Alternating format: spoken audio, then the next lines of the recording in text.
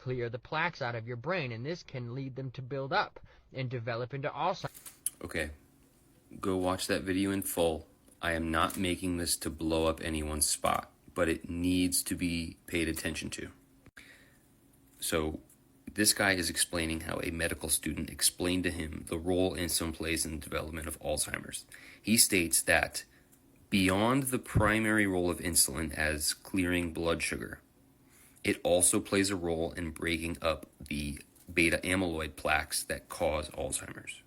And the medical student explains that because we have a finite amount of insulin to use within a day, if we eat too much sugar, we don't have enough insulin in reserve to clear those plaques, and thus Alzheimer's forms.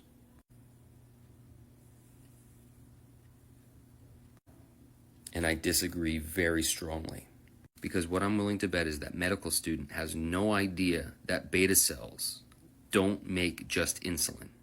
They also make something called amylin. Amylin acts as a pacer from food leaving the stomach and going into the small intestine to prevent blood sugar spikes. It is something that makes people feel full so that they don't eat too much, causing their blood sugar to spike faster than their insulin can act.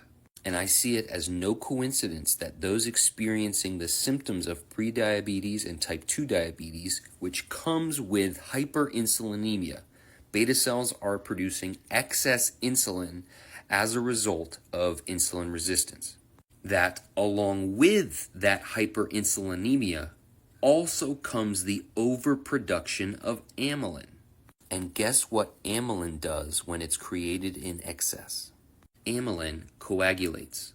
That's right, it coagulates into plaques, otherwise known as beta amyloid plaques.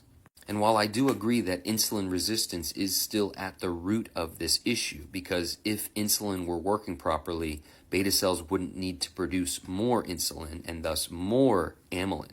But to connect insulin availability with the clearance of amyloid plaques, and there is no coincidence that we still are unable to grasp the concepts and the fundamentals behind the development of type 2 and Alzheimer's, because we have medical students talking like that.